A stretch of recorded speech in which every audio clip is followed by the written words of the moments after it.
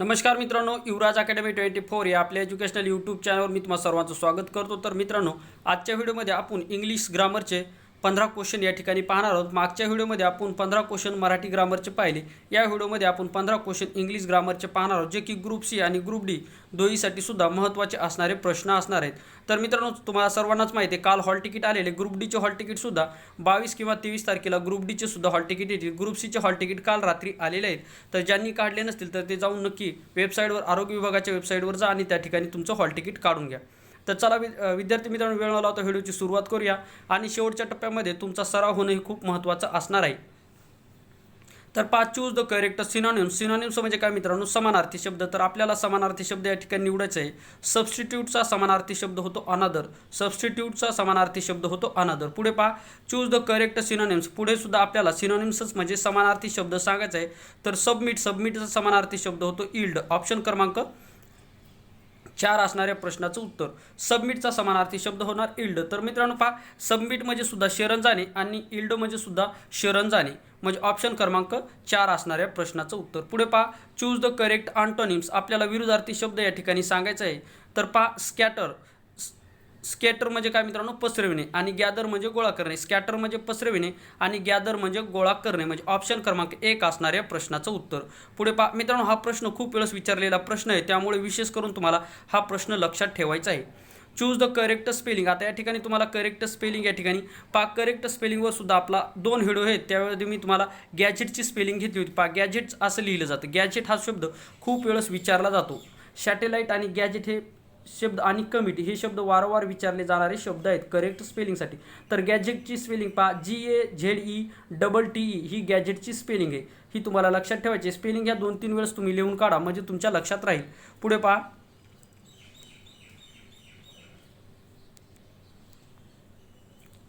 One should not boast of one's merits. म्हणजे मित्रांनो, या ठिकाणी ज्यावेळेस आपलं ग्रामर, इंग्लिश ग्रामरचे 4 ते 5 म्हणजे जवळपास 40 ते 45 व्हिडिओ आहेत। त्यामध्ये एका व्हिडिओमध्ये जे कमीत कमी 2 ते 3 व्हिडिओमध्ये मी तुम्हाला सांगितले, ज्यावेळेस वाक्याची सुरुवात ओनने होते त्यावेळेस जर आपल्याला षष्ठी विभक्ती जर करायची सांगितलं तर ओनची षष्ठी विभक्ती नेहमी ओन्स होते। हा मुद्दा तुम्हाला लक्षात ठेवा। ओनची षष्ठी विभक्ती नेहमी ओन्स होते, म्हणजे ऑप्शन क्रमांक 3 असणाऱ्या प्रश्नाचं उत्तर। I tell my wife all रिकाम जागा हॅपन्स इन माय कॉलेज। म्हणजे या ठिकाणी कधी सुद्धा तुम्हाला जर ऑल जर दिसत असेल तर त्या ठिकाणी नेहमी दॅट हे या ठिकाणी दॅट वापरावं लागतं। काय वापरावं लागतं? या ठिकाणी दॅट हे वापरावलं जातं। जर कधी तुम्हाला ऑल दिसत असेल आणि त्याच्या समोर रिकामी जागा जर दिसत जर आणि ऑप्शनमध्ये जर तुम्हाला दॅट दिसत असेल तर नेहमी तुम्हाला या ठिकाणी दॅट वापरायचं आहे, म्हणजे ऑप्शन क्रमांक 3 असणाऱ्या प्रश्नाचं उत्तर। म्हणजे वाक्य काय होणार I tell my wife all that happens in my college. म्हणजे जे काय कॉलेजमध्ये घडलं ते मी माझ्या पत्नीला सांगितलं, म्हणजे ऑप्शन क्रमांक 3 असणाऱ्या प्रश्नाचं उत्तर। या वाक्याच्या अर्थातून काही गरज नाही, तर तुम्हाला ऑल दिसल्याच्या नंतर नेहमी दॅट हे या ठिकाणी वापरायचं आहे। ऑल सोबत दॅट नेहमी चालत असतं। हा मुद्दा तुम्हाला लक्षात ठेवायचा आहे। Choose the correct adjective. आता तुम्ही जर पुस्तकी भाषेमध्ये जर इंग्लिश ग्रामर जर शिकले तर तुम्हाला या ठिकाणी गोंधळ उडू शकतो। त्यामुळे फक्त जी काही हिंट्स असतात यामध्ये तुम्हाला इंग्लिश ग्रामरवर मार्क येऊ शकतात। बाकी पुस्तके किती जरी वाचले तरी तुम्हाला इंग्लिश ग्रामरमध्ये मार्क येऊ शकत नाहीत, कारण की पुस्तकी लँग्वेज आणि सांगण्याची शैली यामध्ये खूप फरक असतो। चेन्नई इज रिकाम जागा फ्रॉम दिल्ली दॅन कोलकाता। म्हणजे चेन्नई इज रिकाम जागा, चेन्नई इज रिकाम जागा फ्रॉम दिल्ली दॅन कोलकाता। तर फार म्हणजे दूर होते। FAR फार म्हणजे होते दूर। FAR फार म्हणजे दूर होते। तर फारदर म्हणजे या ठिकाणी ऑप्शन क्रमांक 2 असणाऱ्या प्रश्नाचं उत्तर। आता हा तुम्हाला शब्द लक्षात राहायला पाहिजे। फार म्हणजे होते दूर, म्हणजे ऑप्शन क्रमांक 2 असणाऱ्या प्रश्नाचं उत्तर। पुढचा प्रश्न the police wrongly charged him रिकाम जागा murder. The police wrongly charged him रिकाम जागा मर्डर। तर या ठिकाणी विथ येणार, विथ हिम, म्हणजे या ठिकाणी हिम विथ किंवा च्या सह, ऑप्शन क्रमांक 2 असणाऱ्या प्रश्नाचं उत्तर। पुढचा प्रश्न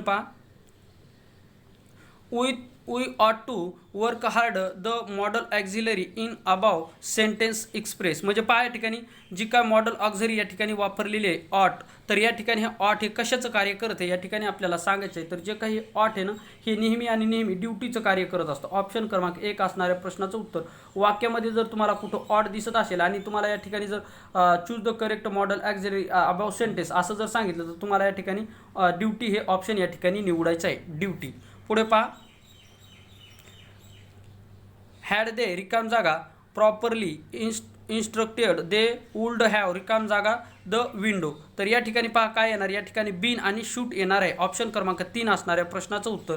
मेक एक्सक्लामेटरी. आता एक्सक्लामेटरी सेंटेन्सचं कधी जर करत असताना जर सेंटेन्समध्ये जर तुम्हाला आर्टिकल दिसत असेल, ए आर्टिकल जर तुम्हाला सेंटेन्समध्ये दिसत असेल आणि जर तुम्हाला एक्सक्लामेटरी जर करायचं जर सांगितलं तर त्या वाक्याची सुरुवात नेहमी व्हॉटने होते. कशाने होते? व्हॉटने होते. हा मुद्दा तुम्हाला लक्षात ठेवायचा. जर सेंटेन्समध्ये आता पहा इंग्लिश ग्रामरवर मार्क येतात कसे, तर जे काय मधातले हे जे काही हिंट्स असतात, जे काही यामध्ये जे काही नियम असतात ते नियम जर पाठ असतील तरच इंग्लिशमध्ये तुम्हाला मार्क येतात. भले तुम्हाला इंग्लिश समजो अगर न समजो, त्याच्याहून काही घेणं देणं नाही. आता पहा या ठिकाणी फक्त माझा सांगण्याचा प्रयत्न तुमचा हाच असतो की परीक्षेला कशा स्वरूपामध्ये प्रश्न बनू शकतात आणि आपण त्याच्यानंतर जर इंग्लिश ग्रामरला आपण कशा स्वरूपामध्ये हँडल केलं पाहिजे.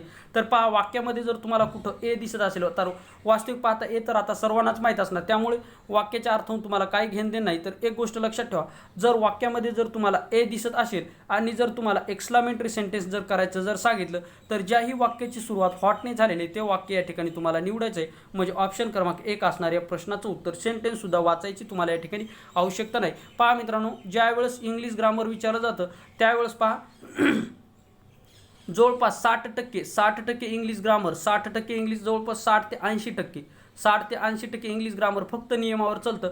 बाकीचे जे काही 20% विचारलं जातं त्याला थोडाफार तुम्हाला अर्थ समजला पाहिजे, नाही तर बाकीचे जे काही 80% ग्रामर फक्त तुम्हाला नियमावर चालतं. म्हणजे तुम्हाला इंग्लिशचा अर्थ समजण्याची काहीच आवश्यकता, म्हणजे परीक्षेमध्ये परीक्षा कुठली असो 80% इंग्लिश ग्रामरचे 80% क्वेश्चन असे असतात की जे क्वेश्चन तुम्हाला इंग्लिश बिलकुल जरी नाही, अर्थ जरी नाही समजला तरी पण तुम्ही व्यवस्थितरित्या हँडल करू शकता, फक्त नियमानुसार. फक्त कशानुसार?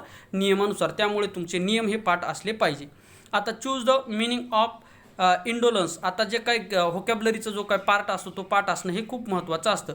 आता इंडोलन्स म्हणजे काय? आळशी. तर लेझिनेस म्हणजे सुद्धा आळशी, म्हणजेच ऑप्शन क्रमांक 2 असणाऱ्या प्रश्नाचं उत्तर. इंडोलन्स म्हणजे सुद्धा आळशी आणि लेझिनेस म्हणजे सुद्धा आळशी, ऑप्शन क्रमांक 2 असणाऱ्या प्रश्नाचं उत्तर. पुढे पहा,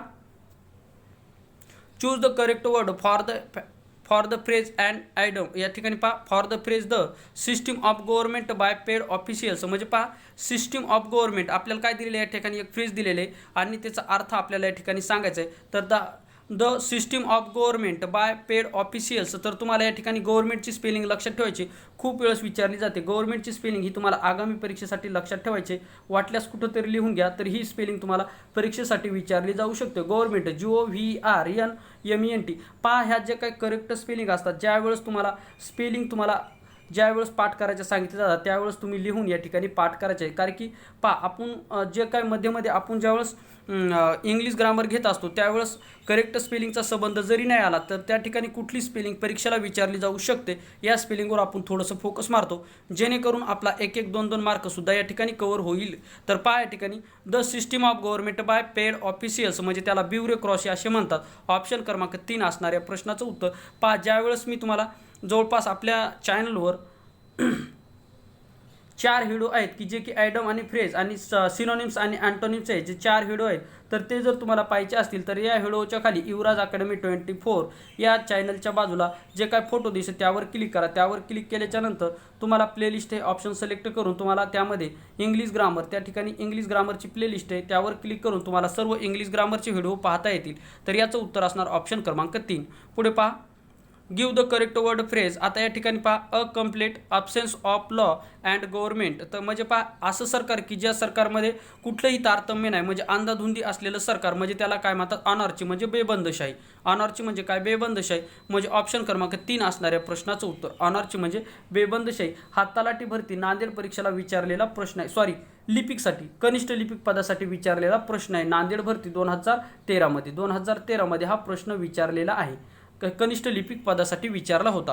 अ कम्प्लीट ऑब्सेन्स म्हणजे काय मित्रांनो? म्हणजे कुठलेही तारतम्य नसलेला. ऑब्सेन्स ऑफ लॉ अँड गव्हर्नमेंट म्हणजेच पहा या ठिकाणी अनॉर्ची म्हणजे बेबंदशाही म्हणजे नियोजन अभावी असलेलं सरकार. Choose the correct one word substitution. पहा वन वर्ड सबस्टिट्यूशन परत आपल्याला या ठिकाणी ओळखायला सांगितलेलं आहे. Animals that eat both flesh and grass. म्हणजे असे प्राणी की जे प्राणी मांससुद्धा खातात आणि म्हणजे शाकाहारी आणि मांसाहारी दोन्ही स्वरूपाचे जे काही प्राणी असतात त्याला ऑम्निव्होर्स असे म्हणतात. ऑप्शन क्रमांक 3 असणाऱ्या प्रश्नाचं उत्तर त्याला ऑम्निव्होर्स असे म्हणतात. म्हणजे animals that eat both flesh and grass. Flesh म्हणजे मांस आणि ग्रॉस म्हणजे काय गवत, म्हणजेच काय शाकाहारी आणि मांसाहारी प्राणी, त्याला ऑम्निव्होर्स असे म्हणतात. तर तुम्हाला आता या ठिकाणी तुम्हाला या ठिकाणी आन्सर द्यायचं आहे ते म्हणजे पहा, जे पक्षी जे काय उभयचर म्हणजे पाण्यामध्ये सुद्धा राहणारे आणि जमिनीवर सुद्धा राहणारे अशा प्राण्याला काय म्हणतात इंग्लिशमध्ये, हे तुम्हाला कमेंट बॉक्समध्ये मला सांगायचं आहे. तर पहा, अशा प्रकारे आपण इंग्लिश ग्रामरचे 15 क्वेश्चन पाहिलेले आहेत. याच्यानंतर आपण जे काही 15 क्वेश्चन जीकेचे असतील तर ते क्वेश्चन आपण पुढच्या व्हिडिओमध्ये पाहणार आहोत. तर मित्रांनो, व्हिडिओ आवडल्यास व्हिडिओला लाईक करा, चॅनलवर नवीन असाल तर चॅनलला सबस्क्राईब करा. या ठिकाणी आपण थांबूयात. थँक्यू, धन्यवाद.